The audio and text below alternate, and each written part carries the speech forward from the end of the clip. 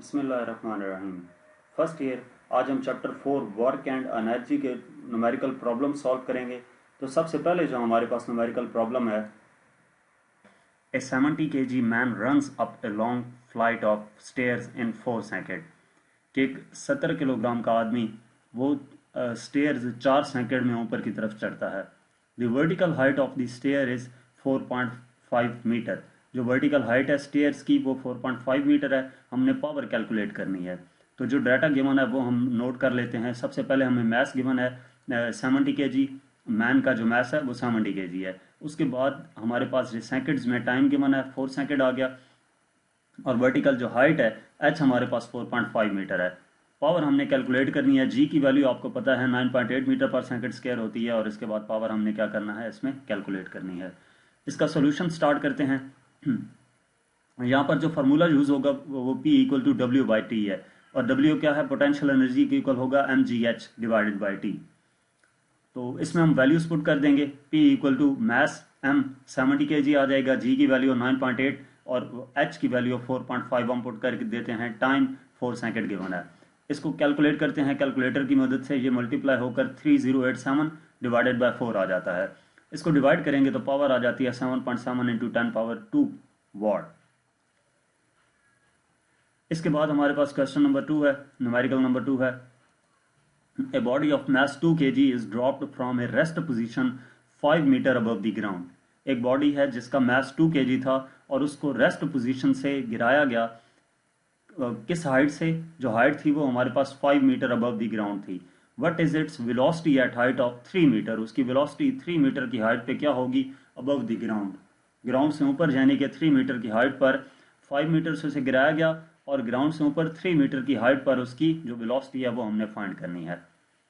तो जो data given है वो हम नोट कर लेते हैं। सबसे पहले मैस गिवन है 2 kg और उसके बाद उसे रेस्ट पोजीशन से गिराया गया। तो उसकी जो रेस्ट पोजीशन से गिराया गया है वो 5 मीटर की हाइट से था। इस वजह से h हमारे पास क्या आ गया, 5 मीटर। इसको h2 लिखा है।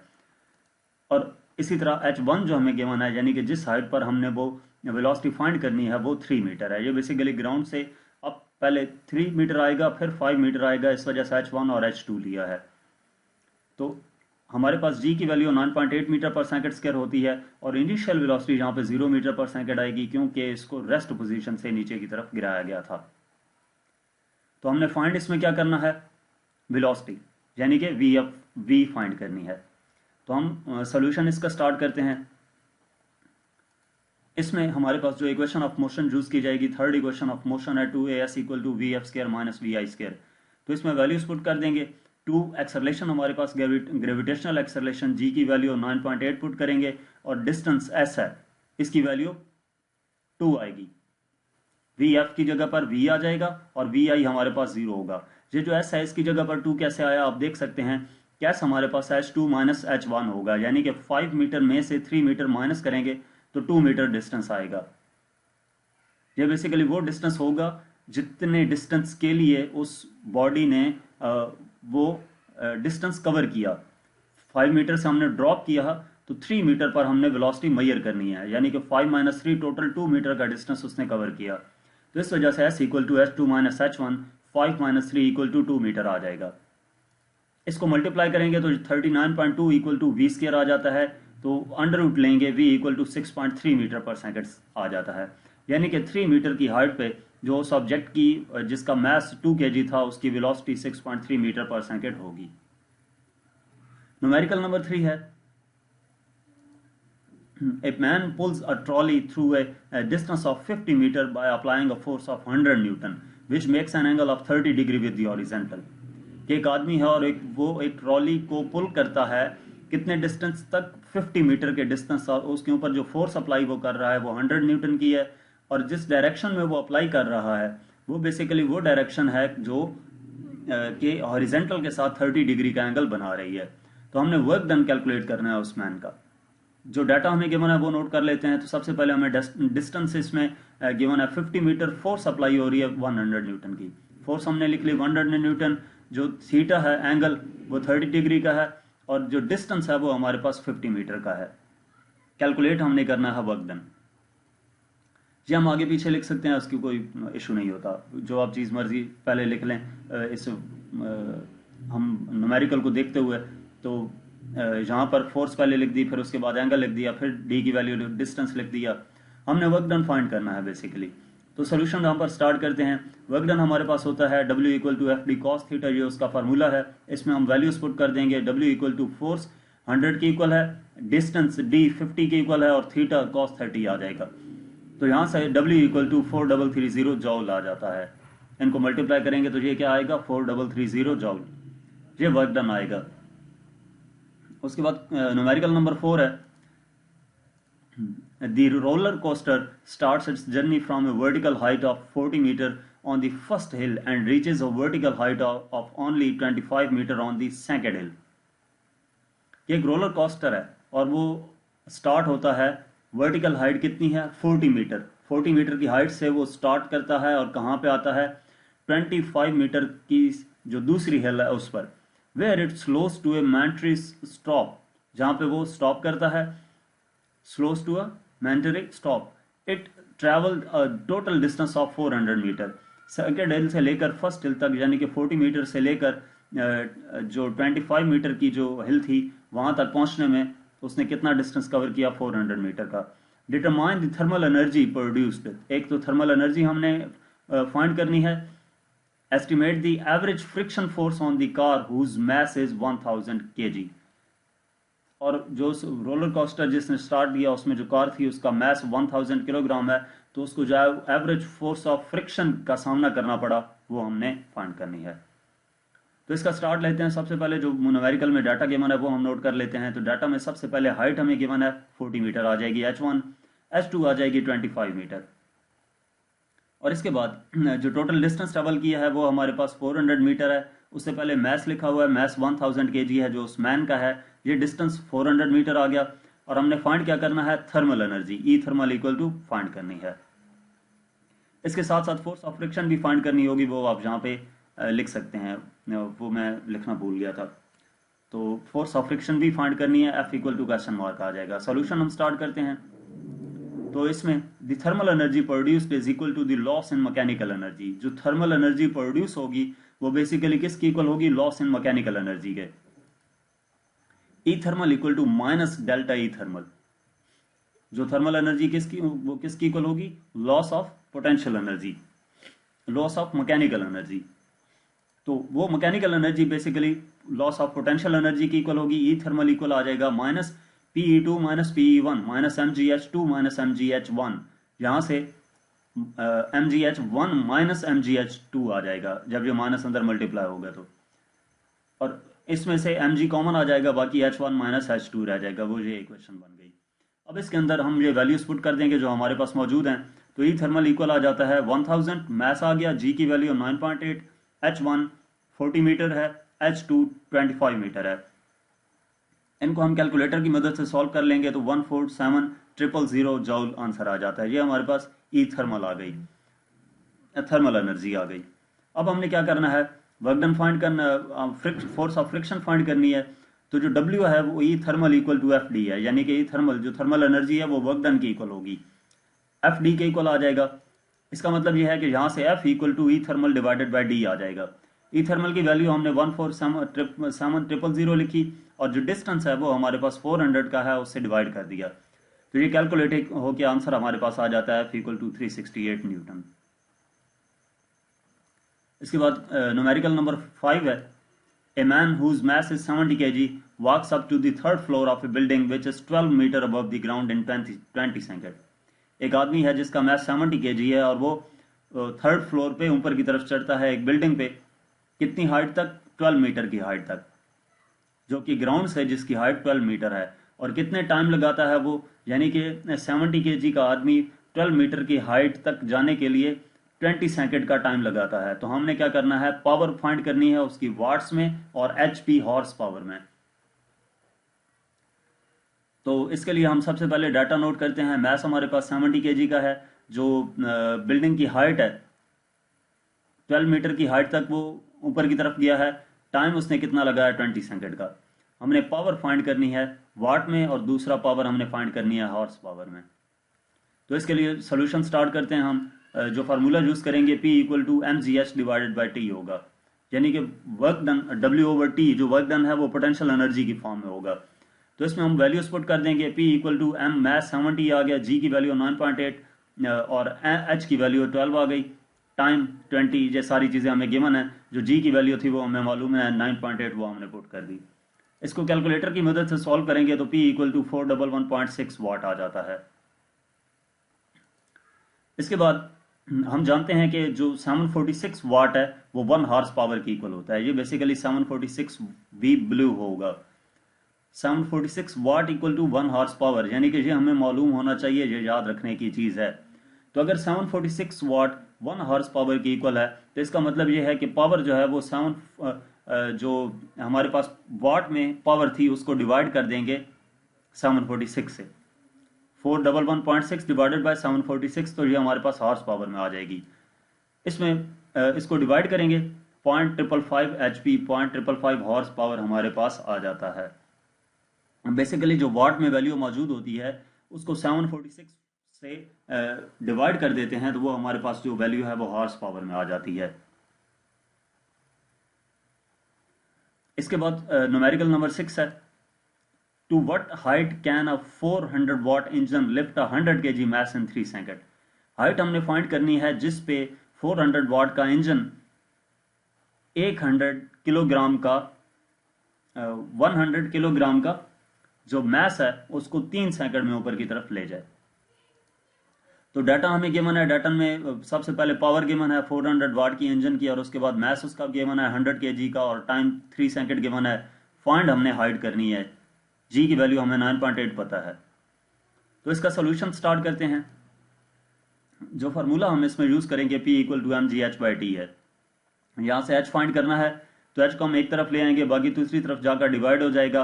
ये T इधर मल्टीप्लाई होगा तो PT डिवाइडेड बाय mg हो जाएगा। H equal to PT divided by mg। इसमें अब वैल्यूज पुट कर देते हैं। 400 into 3 divided by 100 into 9.8। Calculator की मदद से सॉल्व करेंगे, जो हाइट आ जाती है 1.22 मीटर आ जाती है। इसके बाद क्वेश्चन नंबर 7 है हमारे पास। A ball of mass 100 gram is thrown vertically upward at a speed of 25 metre per second. 100 gram mass है बॉल का और उसको वर्टिकली अपवर्ड थ्रो किया जाता है किस स्पीड से? 25 मीटर पर सेकेंड की स्पीड से। If no energy is lost, अगर एनर्जी लॉस नहीं होती, determine the height it would reach, तो कितनी हाइट तक ये मैक्सिमम बॉल ऊपर जाएगी?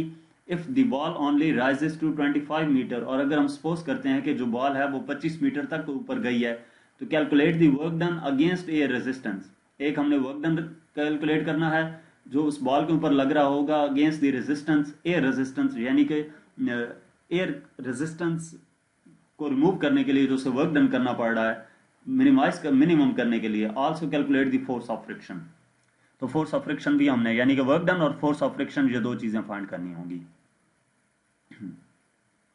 और इसके साथ साथ ये हाइट भी थी हमारे पास पहले।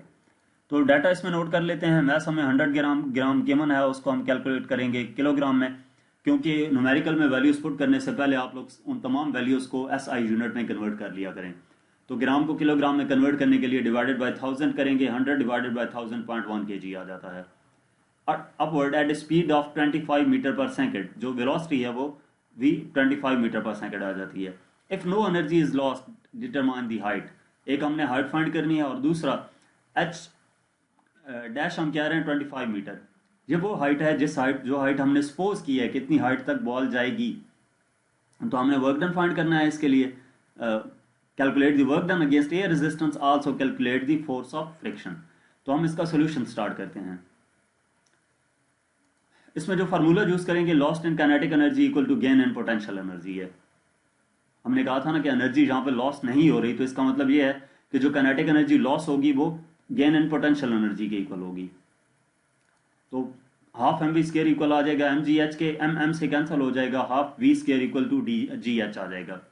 यहां से हमने फाइंड h करना है, तो h को एक तरफ, ये g उधर जाकर क्या होगा? मल्टीप्लाई हो जाएगा और डिवाइड हो जाएगा। यहाँ पे मल्टीप्लाई हो रहा है, यहाँ पे डिवाइड होगा, तो h equal to V square divided by 2g आ जाएगा। इसमें हम वैल्यूज पुट कर देंगे। जो v वेलोसिटी है 25 आ जाती है, 2g की वैल्यू 9.8 है। कैलकुलेटर की मदद से उसको सॉल्व करते हैं तो h इक्वल टू 31.9 मीटर आ जाता है। ये वो हाइट है जिस हाइट तक ये बॉल ऊपर की तरफ जाएगी।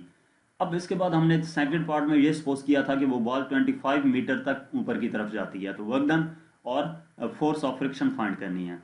तो work done against air resistance किसकी इक्वल होगा? W equal to F H, F S की इक्वल होता है बेसिकली, या एफ डी के इक्वल होता है।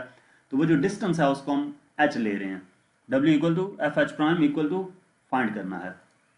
तो यहां पर भी loss in kinetic energy equal होगा gain in potential energy plus work done. कौन सा वर्क डन? जो work done against the air resistance होगा। तो ये इक्वल आ जाएगा half M V square equal to M G H prime plus W. W किसकी इक्वल है? वर्क डन के। तो W equal to half M V square minus M G H prime. ये W equal to half, M की value 0.1 given है, v की value 25 ये भी गिवन है, माइनस m 0.1, g की वैल्यू 9.8 और h प्राइम 25 आ गया। इसको हम कैलकुलेटर की मदद से सॉल्व कर लेते हैं। ये डाटा वही मैंने नोट कर लिया ताकि अगर कोई ज़रूरत पड़े मजीद आगे तो वो हम यूज़ कर सकें। इसको हमने जो पीछे स्टेप था उसको कैलकुलेटर की मदद से कैलकुलेट किया, इसको सबट्रैक्ट किया तो आंसर हमारे पास आ जाता है 6.75 जॉल। यानी कि जो वर्क डन हमने फाइंड किया वो 6.75 जॉल होता है। और वो वर्क डन किसकी इक्वल था? एफ एच प्राइम के। हमने फोर्स ऑफ फ्रिक्शन भी फाइंड करनी थी, तो इसी से हम फोर्स ऑफ फ्रिक्शन भी फाइंड कर लेंगे। क्या करेंगे कि force of friction equal to F equal to ये एच प्राइम इधर जाकर डिवाइड हो जाएगा, 6.75 डिवाइडेड बाय एच प्राइम आ जाता है। तो एफ इक्वल आ जाएगा 6.75 डिवाइडेड बाय 25, एच प्राइम की वैल्यू 25 है। इसको कैलकुलेटर से डिवाइड करेंगे तो फोर्स हमारे पास आ जाती है 0.27 न्यूटन। ये फोर्स ऑफ फ्रिक्शन आएगी जो हमने फाइंड करनी थी, जो कि 0.3 न्यूटन के इक्वल आ जाती है। इसके बाद हमारे पास नेक्स्ट प्रॉब्लम है, problem number 8। An object of mass 1000 gram falls from a height of 30 metre. एक ऑब्जेक्ट जिसका मैस 1000 ग्राम है वो 30 मीटर की हाइट से नीचे गिराया जाता है ऑन दी सैंड बिलो, रेत पर। If it penetrates 4 centimetre into the sand, अगर वो 4 सेंटीमीटर तक रेत के अंदर धंस जाता है, what opposing force is exerted on it by the sand. तो सैंड उस पर कितनी फोर्स अप्लाई कर रही थी? Neglect air friction, air friction को नेग्लेक्ट कर देना है। तो जो डाटा हमें गिवन है वो हमारे पास एम मैस 1000 ग्राम का गिवन है, falls from a height of 30 metre. Height कितनी है? 30 मीटर की। इसके बाद हमारे पास डिस्टेंस गिवन है, जितने डिस्टेंस तक उसने पेनिट्रेट किया है वो 4 सेंटीमीटर का है। उसको हम मीटर में कन्वर्ट कर लेंगे, 4 को डिवाइडेड बाय 100 करेंगे तो 4 सेंटीमीटर 0.05 मीटर के इक्वल हो जाएगा। फोर्स हमने फाइंड करनी है, what opposing force is exerted on it by the sand. तो इसका सोल्यूशन हम स्टार्ट करते हैं। सोल्यूशन स्टार्ट करेंगे, जो फार्मूला हम यूज करेंगे gain in kinetic energy equal to loss in potential energy होगा। तो gain in kinetic energy half M V square और potential energy M G H आ गया। एम एम से यहाँ पे कैंसिल करने की जरूरत नहीं है, बेसिकली हम इसी फार्मूले में वैल्यूज पुट करेंगे। Kinetic energy half M V square, तो इसको क्या लिख सकते हैं? के ई लिख दिया, मैस की वैल्यू 1, जी की वैल्यू 9.8 और एच की वैल्यू 30 है। तो ये हमारे पास कैलकुलेट होके 294 जॉल आ जाता है। ये क्या है? Kinetic energy. और काइनेटिक एनर्जी फार्मूले की मदद से किसकी इक्वल होती है? एफ एस के। 294 जॉल आ जाएगा। तो यहां से एफ एस क्या है? Work done by the opposing force equal to kinetic energy. Work done जो अपोजिंग फोर्स होगी, अपोजिंग फोर्स की वजह से जो वर्क डन होगा वो काइनेटिक एनर्जी की इक्वल होगा। तो यहां से एफ इक्वल आ जाता है 294 डिवाइडेड बाय एस की वैल्यू 0.04। ठीक है, तो इसको हम डिवाइड कर लेंगे तो एफ इक्वल आ जाएगा 7350 न्यूटन के। ये फोर्स ऑफ फ्रिक्शन आएगी। जहां पे भी आपने इस एफ को कैपिटल लिख देना है डाटा में भी, क्योंकि मैंने यहां पर इसको कैपिटल एफ से ही डिनोट किया है। इसके बाद प्रॉब्लम नंबर 9 है। A body of mess m drops from A bridge into water of the river. एक बॉडी है जिसका मैस m है और उसको एक ब्रिज से दरिया के पानी में गिराया जाता है। The bridge is 10 metre high from the water surface. वो जो ब्रिज है वो वाटर की सरफेस से 10 मीटर ऊपर है, 10 मीटर हाइट पे है। हमने क्या करना है? Find the speed of the body 5 metre above the water surface. एक तो हमने उस बॉडी की स्पीड फाइंड करनी है जब वो वाटर सरफेस से 5 मीटर ऊपर हो, और दूसरा find the speed of the body before it strikes the water. और दूसरी हमने उस वक्त स्पीड फाइंड करनी है जब उस पानी को टकराने से थोड़ी देर पहले की। तो इसका डाटा हम नोट कर लेते हैं। सबसे पहले हमारे पास हाइट h1 गिवन है 10 मीटर की। vi initial velocity 0 metre per second होगी, क्योंकि हमने उसको ड्रॉप किया है तो इनिशियली वो रेस्ट में थी। रेस्ट में जब कोई ऑब्जेक्ट स्टार्ट लेता है तो उसकी initial velocity 0 metre per second होती है। हमने ए पार्ट में हाइट हमें गिवन है 5 मीटर की और हमने फाइंड करनी है स्पीड यानी कि वी एफ। और बी पार्ट में हाइट हमें गिवन है h2 0 मीटर होगी, क्योंकि वाटर को सपोज ये वाइट कलर में जो पट्टी गिवन है वाटर है, तो जहां से ऊपर से वो नीचे की तरफ आया तो ये टकराने वाटर सरफेस से थोड़ा सा ऊपर, जहां पर हाइट को हम 0 कंसिडर करेंगे, तो वो जहां पर हमने इसी तरह वी एफ फाइंड करनी है। तो इसका सोल्यूशन स्टार्ट करते हैं। जो फार्मूला हम यूज करेंगे, gain in kinetic energy equal to loss of potential energy. जो जो ऑब्जेक्ट नीचे की तरफ आएगा तो उसकी पोटेंशियल एनर्जी कम होती जाएगी, काइनेटिक एनर्जी इंक्रीज होती जाएगी। तो इसी वजह से gain in kinetic energy equal to loss of potential energy. Kinetic energy half M V F square minus half M V I square equal होगा M G H one minus M G H two के। तो ये हमारे पास half M V F square minus V I square हो जाएगा, 1/2 M common आएगा और यहां से एम जी कॉमन आ जाएगा, h1 माइनस h2 हो जाएगा। V F square minus V I square equal हो जाता है, ये 2 उधर जाकर मल्टीप्लाई होगा, एम एम से कैंसिल हो जाएगा, तो 2g into h1 minus h2 रह जाता है। वी एफ स्क्वायर इक्वल आ जाएगा वी आई इनिशियल वेलोसिटी 0 है ये, तो ये 0 हो जाएगी टर्म हमारे पास। तो बाकी V F square equal to 2h, बल्कि वी एफ जहां पे 0 नहीं करते वैल्यूज आगे पुट करेंगे, तो इसको वी आई स्क्वायर को दूसरी साइड पर ले जाते हैं। वी एफ स्क्वायर इक्वल आ जाएगा 2g into h1 minus h2 plus V I square. अब बारी बारी ए के लिए और बी के लिए एच और वी आई की एच और वी एफ हमने फाइंड करना है। h2 की वैल्यूज हम यहाँ पर पुट करके बाकी वैल्यूज हमें यहाँ पर गिवन है, तो हम वी एफ स्क्वायर की वैल्यू वी एफ की वैल्यू बेसिकली फाइंड कर लेंगे। तो सबसे पहले ऑप्शन ए है हमारे पास, उसमें हम ये formula V F square equal आ जाएगा 2g की वैल्यू 9.8, h1 हमारे पास 10 आ गया और h2 5 आ गया, प्लस vi क्या है 0 का स्क्वायर हो जाएगा। तो वी एफ इक्वल हो जाएगा अंडर रूट 98 के। जब इसको कैलकुलेटर की मदद से कैलकुलेट करेंगे तो ये वी एफ अंडर रूट 98 आ जाएगा और ये बेसिकली इसका आंसर आ जाएगा 9.9 मीटर पर सेकेंड। और इसी तरह बी ऑप्शन के लिए जब हम करते हैं तो वी एफ स्क्वायर यहाँ पर जो h1 है वो हमारे पास 10 है और h2 0 हो गया, तो h2 की जगह पे 0 लिखा, बाकी सारी वैल्यूज उसी तरह इसको कैलकुलेट किया तो अंडर रूट 196 और वी एफ हमारे पास आ जाएगा 14 मीटर पर सेकेंड। इसके बाद प्रॉब्लम नंबर हमारे पास 10 है। तो प्रॉब्लम नंबर 10 क्या है? The engine of JF-17 thunder made by Pakistan and China develops a thrust of 3000 Newton. वो कह रहा है कि इंजन जो है JF-17 थंडर का, जो कि फाइटर है, फाइटर प्लेन है जो कि पाकिस्तान और चाइना ने मिलकर बनाया है, वो डेवलप करता है थ्रस्ट 3000 न्यूटन का।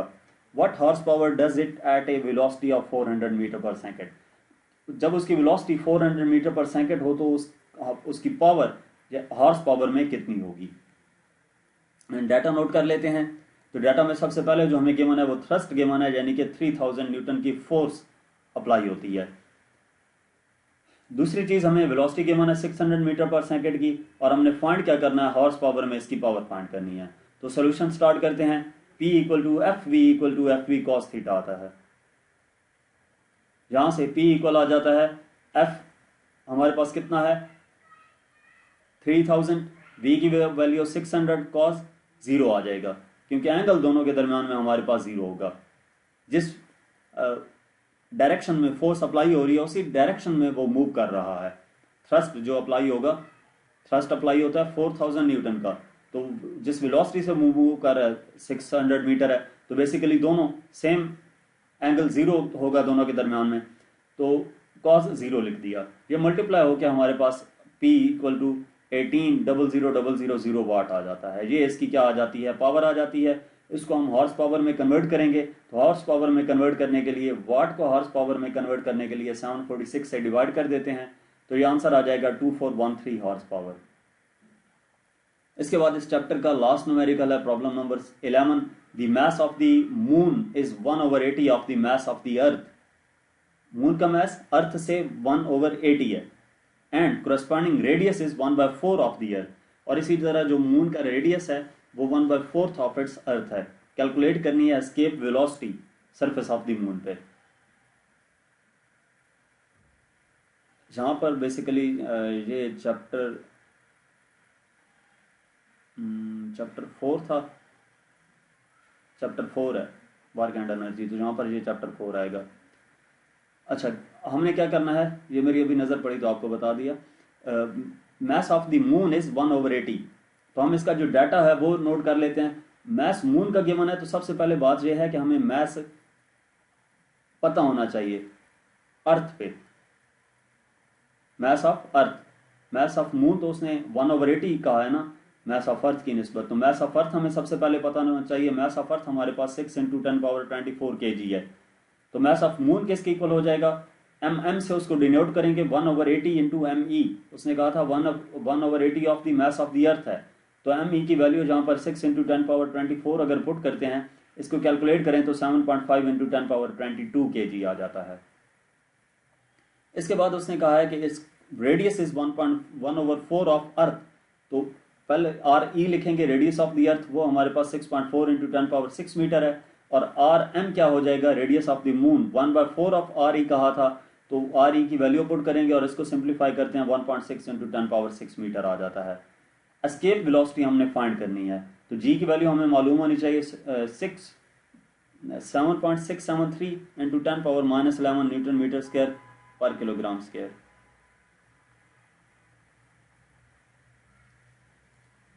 तो वी एस्केप हमने फाइंड करनी है. यहाँ पर इसका सोल्यूशन स्टार्ट करते हैं. V escape of moon equal आ जाएगा √2gmm/rm. ये जहाँ पर फार्मूला यूज करेंगे, इसमें हम वैल्यूज पुट कर देते हैं. मून 2 × 7.673 × 10⁻11. जी की वैल्यू आ गई. mm की वैल्यू 7.5 × 10⁻22 और rm की वैल्यू 1.6 × 10⁻6 आ जाती है. वी एस्केप ऑफ मून क्या आ जाएगा, इसको कैलकुलेटर की मदद से सारा सॉल्व करेंगे. 2504.3 मीटर पर सेकंड, यानी कि वी एस्केप ऑफ मून आ जाता है 2.5 किलोमीटर पर सेकंड. ठीक है, ये पॉइंट को 3 डिजिट्स लेफ्ट मूव करेंगे तो मल्टीप्लाई बाय 10⁻3 आएगा, वो 10⁻3 किलो की इक्वल होगा. तो V escape of moon 2.5 kilometre per second आ जाती है. तो जहाँ तक हमारे पास इस चैप्टर के न्यूमेरिकल्स थे, इस चैप्टर के कॉन्सेप्चुअल क्वेश्चंस मैं ऑलरेडी अपलोड कर चुका हूं और जो कॉम्प्रिहेंसिव क्वेश्चंस हैं वो भी बाद में अपलोड कर दूंगा. मज़ीद किसी भी किस्म का कोई भी टॉपिक या कोई एक्सरसाइज न्यूमेरिकल्स वगैरह देखने के लिए आप मेरा यूट्यूब चैनल विजिट कर सकते हैं. और अगर आपको नोट्स चाहिए हों इन चैप्टर्स के तो वो भी आप मुझसे कॉन्टेक्ट कर सकते हैं. Thank you.